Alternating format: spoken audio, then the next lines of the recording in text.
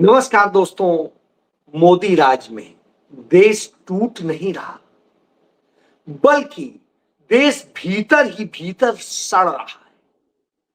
मोदी राज में इस देश में पारिवारिक छुट्टियां मनाने लोग जाते हैं किसी पर्यटन स्थल पर, गोलियों से भून दिए जाते हैं। मोदी राज में कोई हरिद्वार के जाता है गंगा नहाने, तो कोई कुंभ में जाता है, कुचल कर मर जाते हैं। मोदी राज में अपने काम धंधे के लिए, व्यवसाय के लिए, नौकरी के लिए, घर से घर को पालने के लिए निकलते हैं लोग और ट्रेनों में धक्के खा के मर जाते हैं। मोदी राज में लोग अपने भविष्य के सपनों को पंख देकर निकलते हैं कि लंदन जाके हम वहां अपनी एक जिंदगी बनाएंगे, जिंदगी बसाएंगे, और बुरी तरह भुन जाते हैं, मौत के मुंह में चले जाते हैं।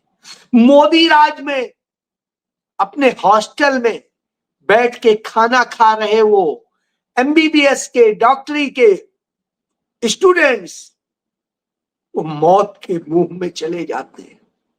मोदी राज में वह कौन सी मनहूसियत है, कौन सा अंधविश्वास है, क्या हालात हैं, वह आज पैदा हो गए। और जब हम दुनिया की बात करते हैं तो दुनिया में आज हम इस स्थिति में हो गए कि सच को सच नहीं कह सकते, झूठ को झूठ नहीं कह सकते, मानवता पर नहीं बोल सकते, नहीं बोल सकते हैं हम आज उन सारे होते अन्यायों पर जिनके लिए हम सदैव लड़ते रहे। जी हां, मैं वही नरेंद्र मोदी की बात कर रहा हूं जो तमाम बड़ी बड़ी बातें कहते हैं और दुनिया के सामने, अमेरिका के सामने ऐसे नतमस्तक हो जाते हैं कि लगता है कोई प्रोफेसर, स्कूल का प्रिंसिपल अपने बच्चे को, स्टूडेंट को डांट के बैठा देता और उसमें हिम्मत ना हो बोलने की। जी हां, आज यही भारत में हो रहा है और इसका एक बड़ा उदाहरण हमें संयुक्त राष्ट्र संघ में देखने को मिला, जहां गाजा में युद्ध विराम और मानवीय सहायता के प्रस्ताव पर भारत मतदान करने तक से भाग निकला। मतदान करने में, पक्ष में करिए या विपक्ष में करिए, हिम्मत तो दिखाइए कि हां किस जगह खड़े हो। बस इसलिए कि ट्रंप साहब नाराज ना हो जाए, नैतिकता कहीं रह नहीं गई, संतुलन कहीं रह नहीं गया, कूटनीति कहीं रह नहीं गई और हम इतनी बुरी तरह से पराजित हुए कि आज हम उस हालत में भारत को लाके खड़ा कर दिया कि हम आज यह नहीं कह सकते कि हम एक संप्रभु देश हैं। आज भारत इजराइल जैसे युद्ध अपराधी, मानवता के अपराधी के आगे सिर झुकाकर खड़ा है। इजराइल जैसे, और इजराइल कौन है? सिर्फ एक साल से भी कम समय में उसने 60,000 से अधिक निर्दोष नागरिक मार डाले, महिलाएं मार डाली, बच्चे मार डाले। जी हां, यह गुनाह किया है जिसने एक नरसंहार किया है, अस्पतालों में हमले किए हैं और लोगों के घरों में किए। क्योंकि खुलेआम जिस तरह से हो रहा है वह हमारे आपके लिए दुखद है। ये वही भारत है जहां कभी नेल्सन मंडेला और यासिर अराफात को ससम्मान दुनिया के सामने लिया जाता था और उनके साथ खड़े होने का संदेश दिया जाता था। फिलिस्तीन के झंडे भारत के अंदर लहराते थे, फहराते थे। भारत दुनिया को कहता था हां हमारे दोस्त हैं। 1988 में पहला भारत देश था जिसने फिलिस्तीन को स्टेट के रूप में मान्यता दी थी। यह हिम्मत थी इस देश में। और आज भारत का प्रधानमंत्री नरेंद्र मोदी इस हालत में भारत को ले आया है कि डरा सहमा, बिल्कुल किचुए स्टाइल का प्रधानमंत्री। रीढ़ की तो बात ही नहीं कर सकता हूं, रीढ़ तो उसके हो भी नहीं सकती है। गुटनिरपेक्ष आंदोलन जिसके जरिए हमने यह देश बनाया, आज वो धराशायी हो गया। मानव अधिकारों की जो हम बात करते थे, उसकी पताका लेके सम्मान के साथ खड़े होते थे, आज वह कलंक बन गया है। गांधी नेहरू की जो विरासत थी, जिसके बूते हम पूरी दुनिया में सम्मान पाते थे, आज वो खत्म हो गया है। हालात बद से बदतर है। एक समय हम गर्व महसूस करते थे, आज शर्म महसूस करते हैं कि यह हमारा प्रधानमंत्री। जी हां, हम यह कर रहे हैं क्योंकि अन्याय के खिलाफ बोलने की हिम्मत खत्म हो गई। अब हालत यह है, हमें यह सिखाया जा रहा है कि अन्याय सहो, अन्याय के खिलाफ मत बोलो। हत्यारों को हत्या करते देखो, मगर कुछ मत बोलो, आंखें बंद कर लो और मौन साधे रहो जब भी जो पाप हो रहे हो उन्हें देख के। हालात ये हो गए हैं कि हम वैश्विक शक्ति के डर में जी रहे हैं, और जब इन हालात में जी रहे हो तो आप बात क्या करेंगे? गाजा के बच्चे जब इतिहास लिखेंगे, या उनका इतिहास कभी लिखा जाएगा कि खून बहाया गया, किसने आंखें बंद कर ली, किसने खोली, तो कलंकित इतिहास में हमारा नाम लिखा जाएगा। वह लिखा जाएगा कि वह देश था, जो देश कभी दुनिया की तमाम बातों पे खुल के खड़ा होता था, आज नहीं खड़ा हो पा रहा है। दुनिया में युद्ध निर्मम और नीतिहीन हो गया है, तब भारत उसका अगुवा बना था, जो इस दुनिया का सबसे बड़ा आबादी वाला देश था, और उसमें भी जिसमें 90 करोड़ वो थे जो बिल्कुल बेकार थे।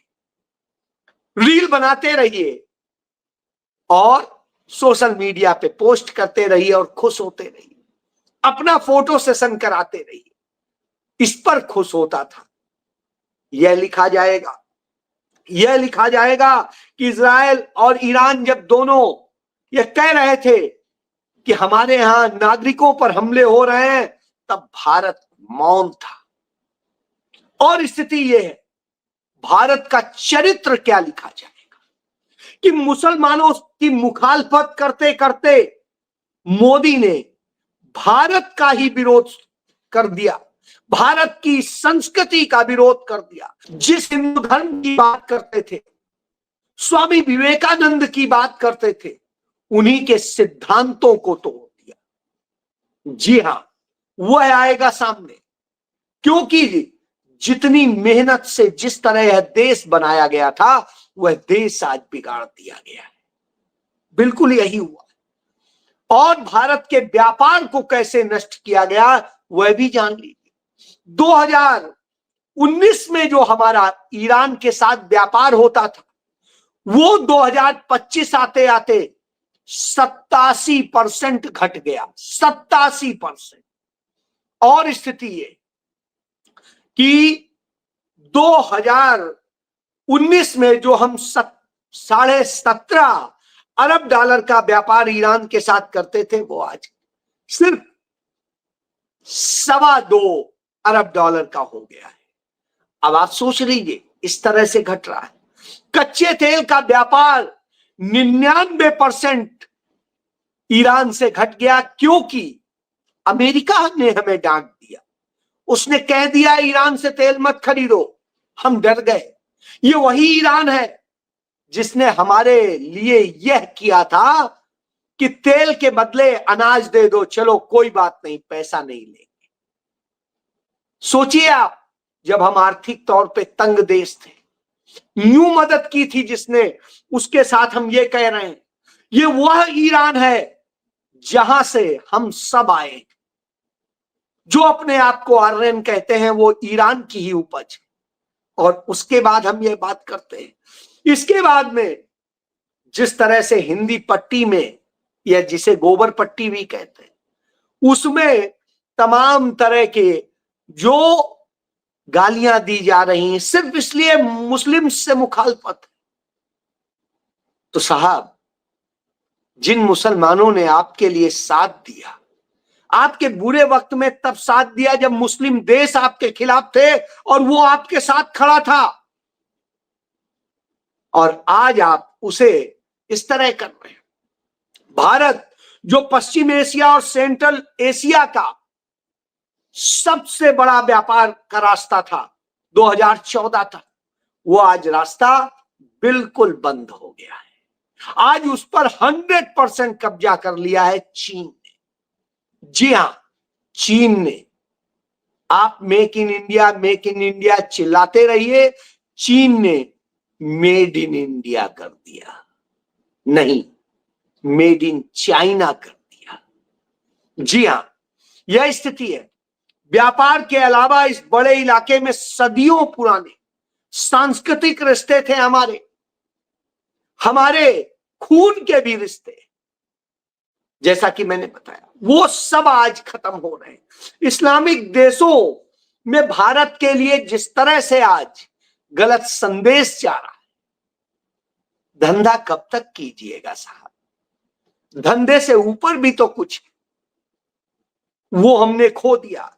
यानी हमारी अस्मिता आज खत्म हो गई है। और हम बात करते हैं, आज चंद व्यापारियों के गुलाम प्रधानमंत्री यदि खड़ा हो, अडानी अंबानी जैसे लोगों के लिए काम करने वाला प्रधानमंत्री खड़ा हो, तो देश का क्या होगा समझा जा सकता है। देश के लोग टैक्स में मरेंगे और चीजों में मरेंगे। इस्लामिक देशों के साथ भारत के व्यापार का जो सारी नीतियां हैं, आज क्या हो रहा है? अमेरिका तय कर रहा है, और जब अमेरिका तय करेगा तो आज की तारीख में इस्लामिक देशों के साथ जो व्यापार का डेटा ट्रैक करना जरूरी है, मोदी ने चीन और पाकिस्तान को इससे फायदा दे दिया है।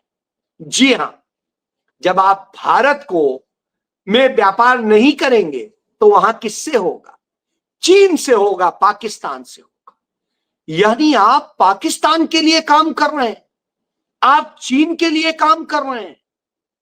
उनको उस पर धंधा मिल रहा है, हमें नहीं मिल रहा है।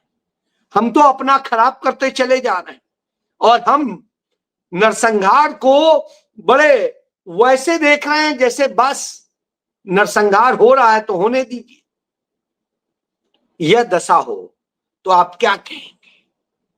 आज इस दशा में जब लाके खड़ा कर दिया हो, आपसे कुछ नहीं समझ रहा है, और आज यूरोपीय देश इजराइल के पैरोकार बन के घूम रहे हैं। अमेरिका ऑलरेडी है, उनका भी चरित्र सामने है। दूसरे को मानवता पाठ पढ़ाते हैं, दूसरे को नैतिकता बताते हैं, और खुद नरसंहार करने वालों के साथ खड़े होते हैं। और जब इजराइल को जवाब मिलता है ईरान से, तो खड़बड़ा जाते हैं, घबरा जाते हैं।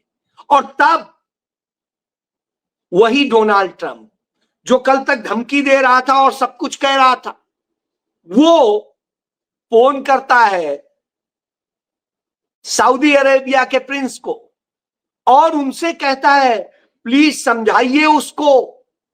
तो साहब, एक सच आप देख लीजिए, जिन देशों ने सरेंडर किया उन्हें क्या मिला?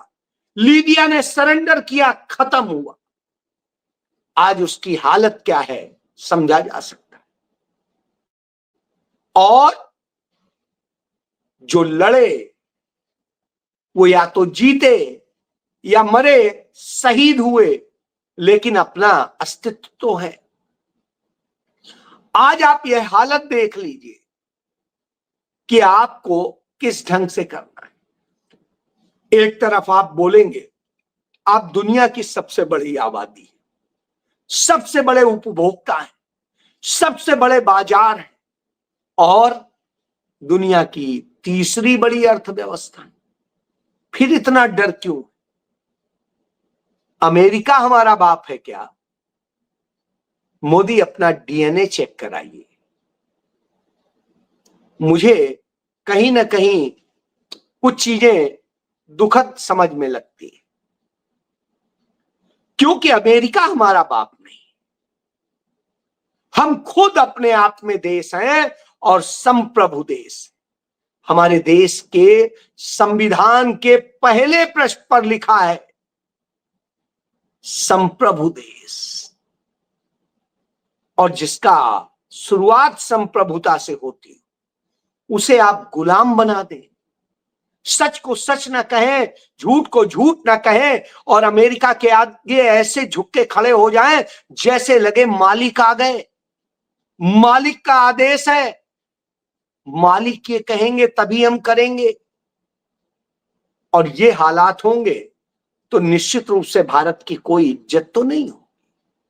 और इसलिए घुन लग जाता है जैसे लकड़ी को, वैसे देश को घुन लगा दिया है इन आरएसएस और बीजेपी के लोग। देश खोखला हो गया है। इस खोखलेपन का इलाज करना बेहद जरूरी है। जी हां, नहीं तो हम दुनिया में जो हालात फेस कर रहे हैं वो हमारे लिए और देश के लिए कितना खतरनाक है, यह सोचना होगा। आप भी सोचिए और समझिए क्या है। जय